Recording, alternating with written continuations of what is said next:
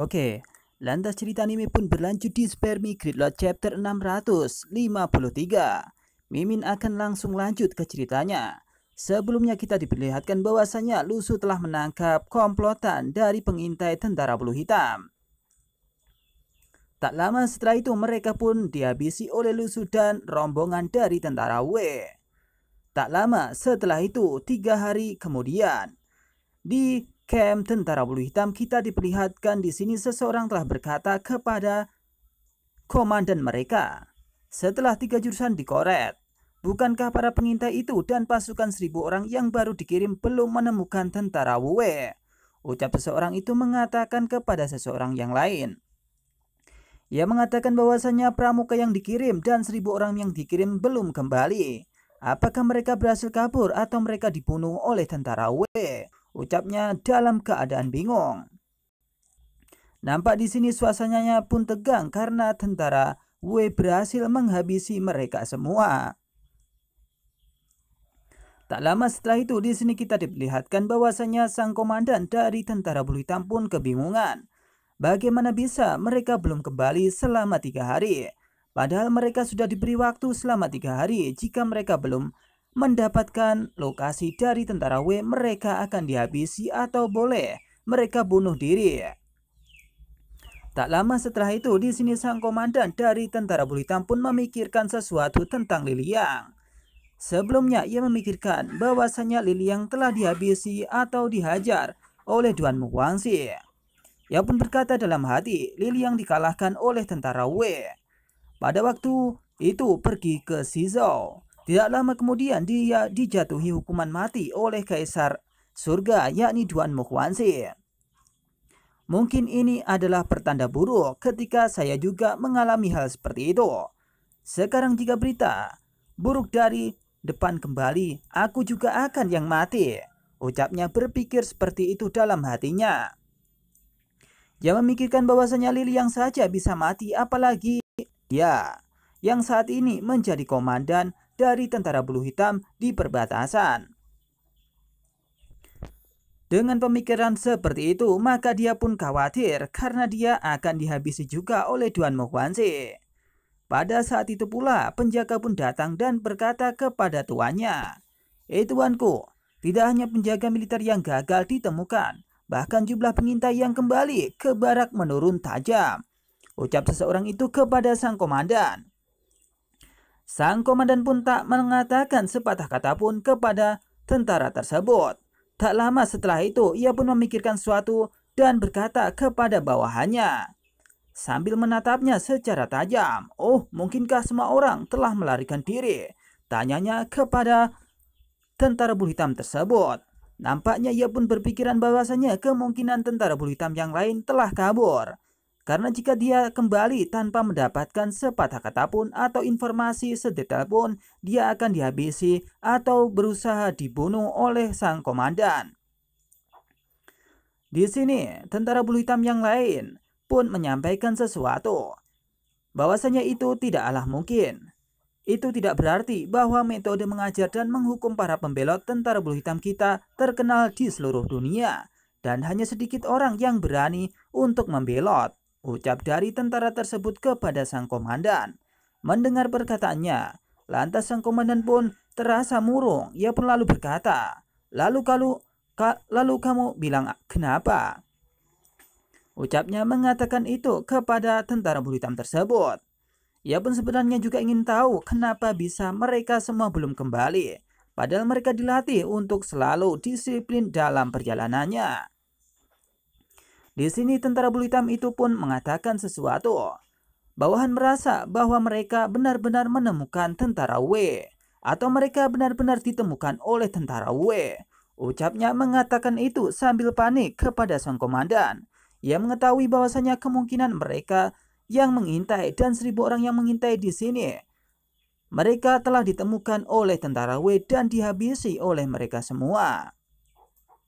Mendengar dari perkataan bawahannya di sini, sang komandan pun sangat murka. Tak lama setelah itu dia pun berkata kepada tentara bulu hitam tersebut, memang penguasa penjaga bela diri membunuh 12 tamu dan ribuan tentara yang tewas berturut-turut di Wangcheng.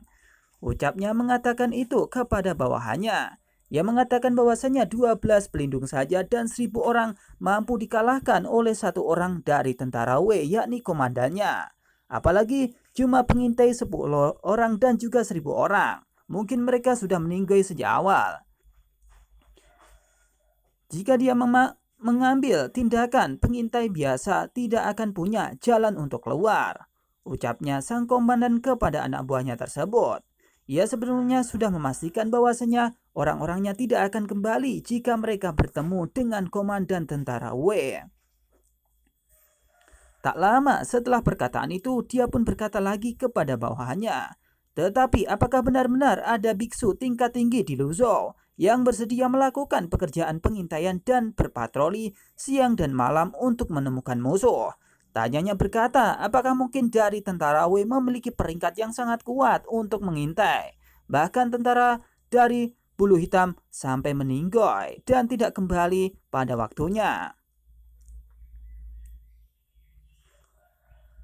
Tak lama setelah itu, di sini nampaknya sang bawahan pun berkata kepada sang komandan tersebut untuk melaporkan sesuatu, bahwa seseorang atau tentara bulu hitam yang lain yang telah mengintai tentara W pun telah kembali. "Lapor, komandan, tim pencari 1.000 kembali," ucapnya kepada komandannya tersebut. Tak lama setelah komandan tersebut mendengar perkataan dari anak buahnya, di sini ia pun kaget. Bagaimana bisa mereka sudah kembali? Apakah di sini ketika mereka berdua menyampaikan sesuatu, maka mereka kemudian kembali? Di sini nampaknya semua orang pun kaget, bahkan sang komandan dan juga bawahan mereka. Ia pun lantas menoleh dan kemudian bergegas untuk pergi melihat apakah benar di sana adalah tentara bulu hitam. Tak lama setelah itu mereka pun keluar dan melihat informasi sekaligus melihat tentara bulu hitam yang datang ke barak mereka. Nampak di sini orang yang banyak berjumlah 1.000 orang telah datang di tempat tersebut. Bahkan di sini sang komandan pun kelihatan bingung kenapa mereka bisa kembali tanpa mendapatkan informasi apapun. Setelah di sini kita melihat bahwasanya seseorang di sana telah ada di sana. Ada 3 orang pengintai dan 1.000 orang dari tentara bulu hitam yang bersiap untuk melaporkan sesuatu kepada komandannya. Tapi di sini sang komandan pun terlihat aneh, kenapa mereka sudah kembali? Ucapnya sambil kebingungan. Tak lama setelah itu, sang komandan pun mendekat. Kemudian ia pun berkata kepada pemimpin dari tentara bulu hitam tersebut yang ditugaskan untuk mencari tentara W. "Hei, mengapa Anda kembali setelah hanya 1 hari keberangkatan? Apakah tugasmu selesai begitu cepat?" ucap dari sang komandan itu kepada seseorang yang ada di sana, yakni Tang Mian, seseorang dari pramuka yang telah diutus untuk mencari tentara W. Tapi itu adalah Lusu atau bukan Tang Mian yang asli, karena Tang Mian yang asli telah dibunuh dan dihabisi oleh tentara W. Setelah sang komandan mengatakan hal tersebut, nampaknya di sini Lusu pun sangat pede jika ia harus berhadapan dengan sang komandan tersebut.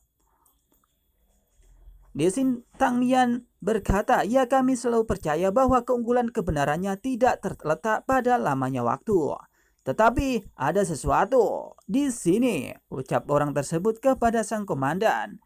Di sini sang komandan pun nampaknya kebingungan bagaimana bisa anak buahnya bertindak seperti itu. "Hei, apa?" tanyanya sang komandan kepada anak buahnya.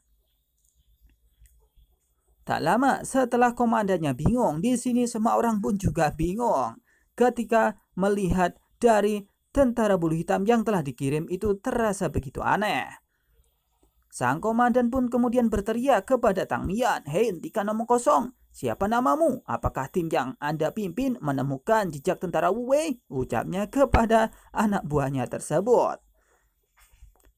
Dengan nada yang ramah, di sini Tang Mian pun berkata kepada sang komandan, "Oke, sang komandan, saya akan melaporkan sesuatu kepadamu. Aku telah kembali kepadamu, tuanku."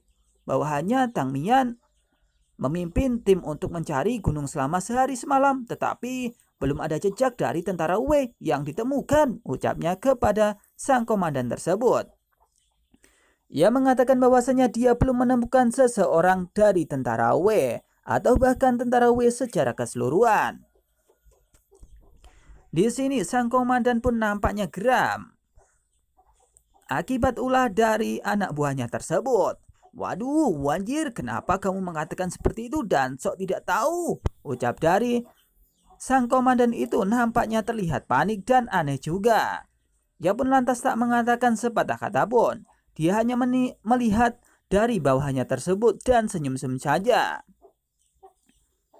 Tak lama setelah itu nampaknya Lusu pun ingin tertawa terbahak-bahak ketika dia saat ini telah menyusup di camp tentara bulu hitam tersebut. Di sini Lusu pun berpikir dan berkata dalam hati, "Hahaha, saya seorang jenius yang datang dengan rencana untuk memimpin tentara W ke interior musuh. Maksudnya ke dalam tentara bulu hitam." Ceritanya sebelumnya seperti ini. Beberapa hari yang lalu, Lusu sudah merencanakan untuk masuk ke tempat atau tentara bulu hitam. Ia pun merencanakan hal itu dan kemudian menyusup ke tempat tentara bulu hitam dan mengacau di sana. Setelah ia mendapatkan rombongan dari pramuka tentara bulu hitam, kemudian mereka mengambil baju mereka dan kemudian mengenakan bajunya untuk mengintai ke tentara bulu hitam. Tak hanya itu, 1000 dari tentara bulu hitam pun sudah tewas dan meninggoy di tempat. Kemudian baju mereka diambil oleh Lusu dan juga Li Hiten beserta tentara W yang lain untuk segera mungkin masuk ke tentara bulu hitam. Lusu sambil mengenakan bajunya, dia pun berkata kepada Li Hiten, "Nah, yang ini pas untukku," ucap Lusu mengatakan itu kepada Li Hiten. Di sini kemudian Li Hiten berkata kepada bosnya, "Yang mulia, apakah Anda berencana untuk menyelinap ke tentara bulu hitam?" tanyanya kepada Lusu.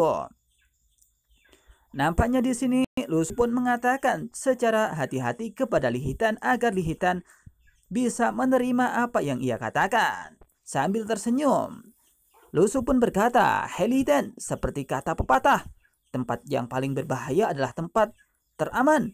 Cara terbaik untuk menghentikan dicelah oleh pengintai tentara bulu hitam adalah dengan menjadi pengintai tentara bulu hitam, dan kita akan menyusup ke tentara bulu hitam," ucap Lusu mengatakan itu kepada Li Hiten.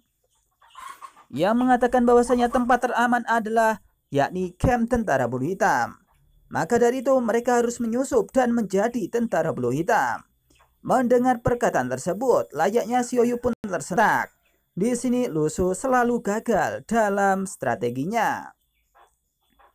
Dan di sini Lusu mengatakan bahwa Xiaoyu harus mencari informasi yang sangat detail pramuka yang telah dihabisi olehnya. Ketika Xiaoyu sudah mencapai nebula keempat dan naik ke peringkat selanjutnya dan peringkat pertama, dia pun mampu untuk menyerap lagi satu roh kembali.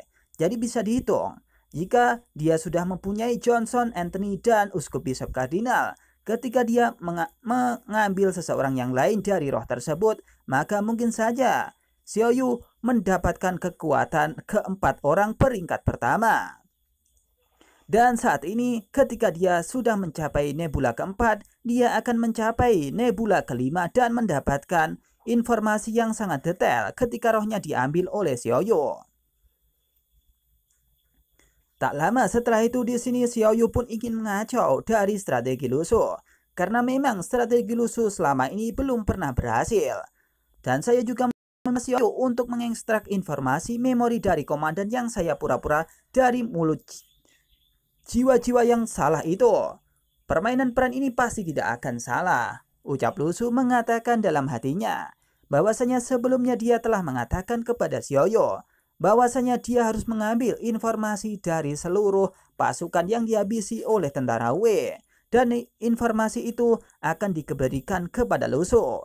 Dan saat ini Lusu telah menyamar sebagai Tang Mian atau ketua dari tentara bulu hitam yang akan kembali dan menyusup ke tentara bulu hitam tersebut. Setelah mendengarkan perkataan hal tersebut, di sini Li Hiten dengan perkataan jujur mengatakan bahwasanya Xiaoyu atau bos kecil mengatakan bahwasanya rencana Tuan pasti selalu gagal. Rencana ini tidak bisa menjadi kenyataan. Rencanamu tidak pernah menjadi kenyataan, Tuan, ucap Li Hiten mengatakan itu kepada Lusu. Lusu pun sedikit emosi dengan Li Hiten dan juga Xiaoyu Ia pun mengatakan kepada Li Hitan, kemana Xiaoyu, panggil mereka untuk datang ke sini. Hei, untuk dia, panggil dia. Dia memfitnah rencanaku, memang dari dulu benar-benar mulus. Ucap Lu Su kepada Li Hitan mengatakan itu.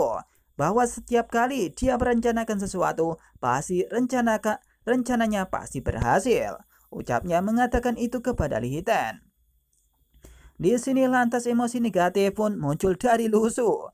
Plus 888 cukup banyak karena memang dari dulu rencana dari Lu Su memang tidak pernah berhasil. Tapi kali ini semoga saja.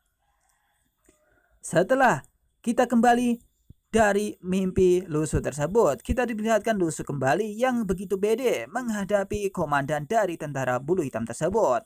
Ia pun berpikir sesuatu. Kali ini aku harus mematahkan kutukan kegagalan rencana dan membuat Xiaoyu menatapnya dengan kagum. Ucap Lu Su mengatakan itu dalam hatinya. Ia pun berpikir bahwasanya strategi ini kali ini akan berhasil. Dan tak lama kemudian, di sini sang komandan pun mengetahui bahwasanya di sini adalah orang yang salah. Kemudian sang komandan pun memberikan sesuatu kepada Tang Mian atau komandan tentara bulu hitam tersebut. Sesuatu dilemparkan olehnya dan bus jatuh tepat di depan Lu Su. Bam! Lu Su, Li Hitan dan yang lainnya pun kaget bagaimana bisa sang komandan melemparkan hal tersebut kepada mereka. Ia pun bahkan tercengang apa yang kemudian bisa dilakukan oleh mereka. Tak lama setelah itu, Lu Su yang menyelinap dan berpura-pura menjadi Tang Mian pun berkata, "Hei komandan, apa maksudmu?" Ucap dari Lu Su berkata kepada sang komandan. Tak lama setelah Lu Su mengatakan hal tersebut, sang komandan pun menyampaikan sesuatu kepada Tang Mian atau si Lu Su. Jika Anda tidak menemukan musuh, Anda masih memiliki wajah untuk memimpin tim kembali lebih awal, saya rasa Anda tidak perlu menjadi komandan lagi. Tuntut saja diri Anda sendiri. Ucapnya mengatakan bahwasanya dia patut untuk bunuh diri saja dan dia harus meninggoy. Ucap sang komandan mengatakan itu kepada Tang Mian. Sontak di sini Lu Su pun tercengang, bagaimana bisa? Di sini komandannya menyuruh bahwasanya dia harus bunuh diri. Sampai-sampai Li Hitan pun ketawa terbahak-bahak dan tidak mampu untuk menyembunyikan ketawanya. Wah bang, wanjir, saya disuruh untuk bunuh diri. Ini tidak adil. Lantas Li Hitan pun memikirkan sesuatu. Apa bunuh diri? Akankah dia akan bunuh diri? Hahaha, ucap Li Hitan mengatakan itu. Ia pun kemudian tersenyum. Ia mengatakan bahwasanya memang strategi milik rajanya selalu salah dan tidak pernah berhasil. Sedikit Raja Ikan, itu benar, ucap Li Hitan kepada semua orang yang ada di sana. Tak lama setelah itu, di sini Lu Su pun mengganti wajahnya dengan wajah dirinya sendiri. Ia kemudian menyisir rambutnya dan kemudian menarik topeng dalam wajahnya. Hei, mengapa? Apa yang tidak bisa dia atau saya lakukan? Bagaimana kalau menyelesaikan rencana? Oke, apakah saya ditargetkan oleh seseorang? Ucap Lu Su mengatakan itu bahwasanya dia ditargetkan oleh seseorang untuk bunuh diri. Tak lama setelah itu, di sini Lu Su pun memberikan ketampanannya kepada semua orang. Bahkan sang komandan kaget bagaimana bisa si tampan itu datang ke sini. Bahkan ia kaget itu bukanlah Tang Mian atau pemimpin dari tentara bulu hitam. Tak lama setelah itu, Lu Su pun memerintahkan semua orang untuk menyerang tentara bulu hitam dengan segera. Hei, lakukan, bunuh mereka semua, ucap Lu Su mengatakan itu sambil membawa trisula lautnya. Ayo, serang mereka, wah. Semua orang tentara Wu Wei pun bergegas untuk menyerang satu persatu dari tentara bulu hitam. Nampaknya mereka bertempur secara dekat saja dan tidak jauh-jauhan. Lantas pertempuran pun berlanjut di sini. Seketika itu semua orang dari tentara Wei pun memakai trisula lautnya dan bersiap untuk menghajar tentara bulu hitam dengan jarak yang cukup dekat. Bam, serang, bam. Di sini sang komandan pun nampaknya kaget ketika dia melihat Lu Su. Kamu, wah tidak. Sambil berteriak di sini kelihatannya sang komandan pun mengeluarkan kadit ketika mengetahui bahwasanya Lu Su yang dulu telah menghajar 12 pelindung saat ini telah berhadapan dengannya. Lusu mengatakan sesuatu kepada sang komandan. Kenapa dia memakai baju seperti itu lagi? Apakah kamu tidak punya baju lain di Shizhou? Aku bosan menonton di Wangcheng. Ucap Lusu mengatakan itu kepada sang komandan tentara bulu hitam. Karena benar di sini dulu Lusu menghajar musuh-musuhnya 12 pelindung. Dan baju yang dikenakan oleh komandan tersebut sama dengan milik 12 pelindung itu. Maka dari itu Lusu mengatakan bahwasanya dia bosan melihat baju seperti itu. Tak lama setelah itu di sini sang komandan pun memikirkan sesuatu. Bahwa si tampan yakni bos Lusu keindahan tiada tiara atau keindahan itu tiada tara.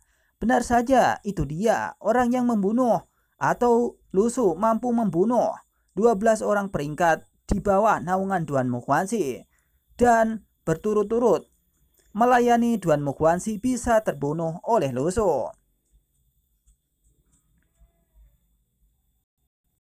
Orang-orang yang membunuh Lusu yang telah membunuh 12 pakaian berbunga dan ular berturut-turut untuk melayani ke Xing.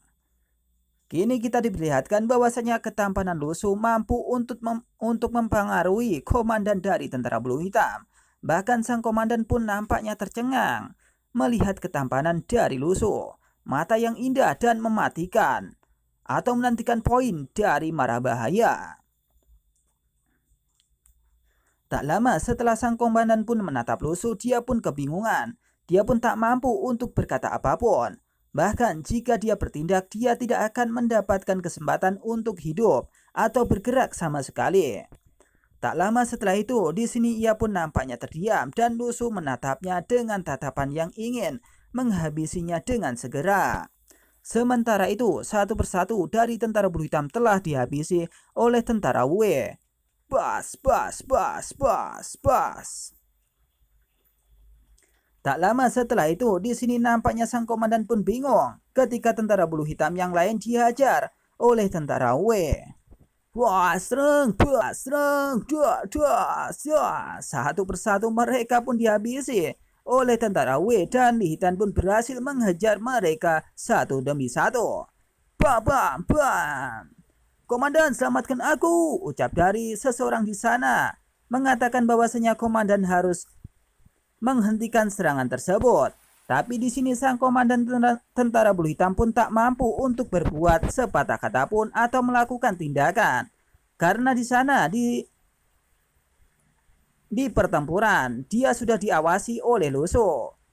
Ia pun tak mengatakan sepatah kata pun ketika anak buahnya berhasil dihajar oleh tim dari Lusu. Di sini Lusu pun hanya terdiam dan tidak mengatakan sepatah kata pun kepada dirinya. Ia pun hanya menatapi dirinya. Tak lama setelah itu, di sini nampaknya sang komandan pun berpikir sesuatu. Apa yang sebenarnya yang ingin dilakukan oleh Lusu ini? Jika Anda ingin membunuh atau memotong, izinkan saya mengucapkan sepatah kata pun. Apa artinya saya jika tidak bergerak? Bagaimana kalah kalau mencoba atau melarikan diri? Tak lama setelah itu, di sini layaknya tubuhnya tak bisa untuk bergerak. Ia pun seperti dililit petir dan kemudian Lusu pun menyentikkan tangannya dan dar. Apa yang terjadi? Apa yang terjadi pada tubuhku? Lusu pun kemudian mengaliri dirinya dengan petir Lusu. Ia pun berkata kepada komandan tersebut, "Hei, jangan bergerak. Siapa yang membuatmu bergerak? Apakah itu kain bol?" Ucap Lusu mengatakan itu kepada sang komandan. Nampaknya petir itu mampu untuk menghentikan komandan tersebut. Lantas Lusu pun berkata sesuatu kepadanya.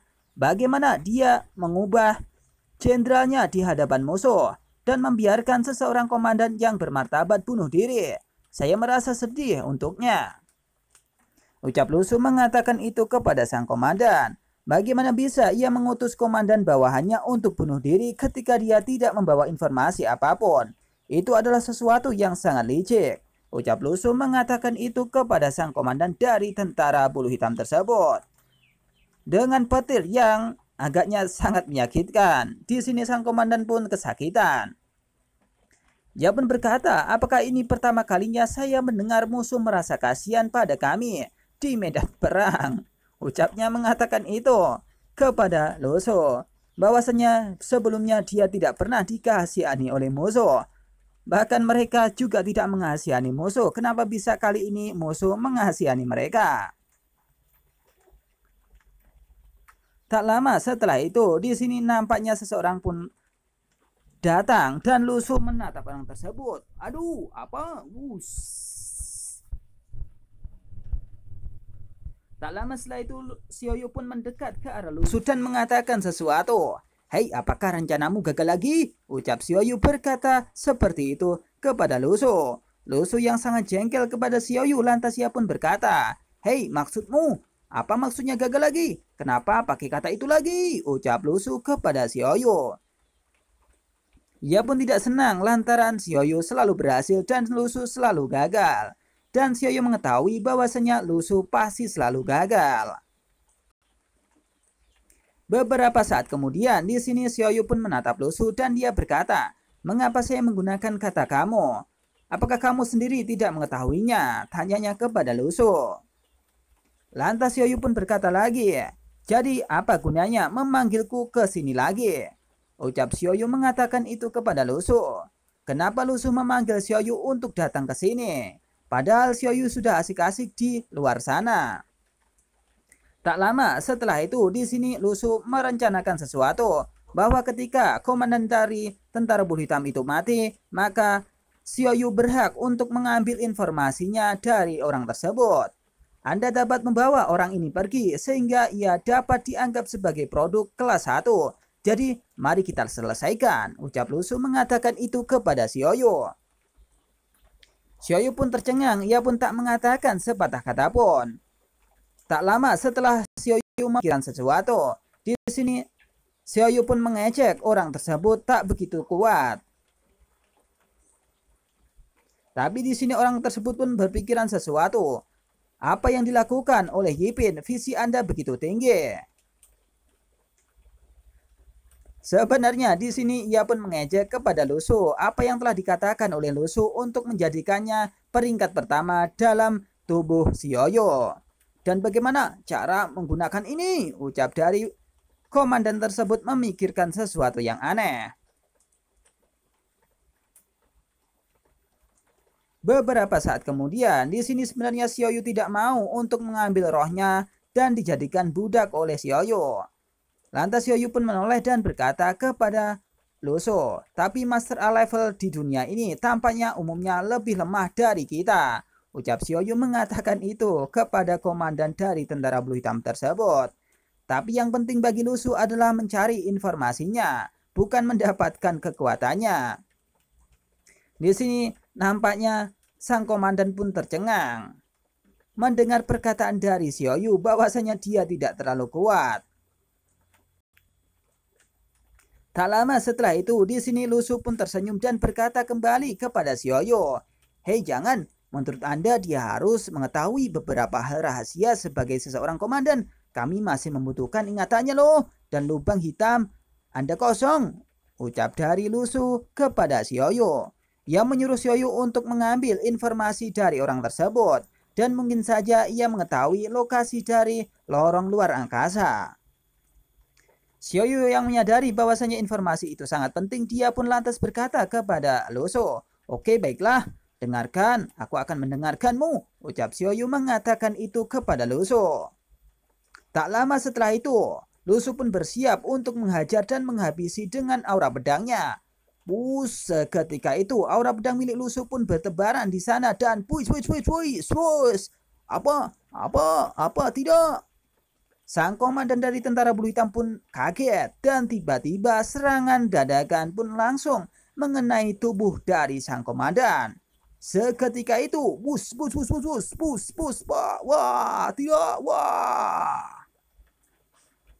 Aura pedang milik Lusu memang sangat luar biasa. Bahkan pelindung saja bisa meninggoy dengan kekuatan tersebut. Apalagi ini hanya sang komandan dari tentara bulu hitam yang tingkatnya hanya peringkat pertama.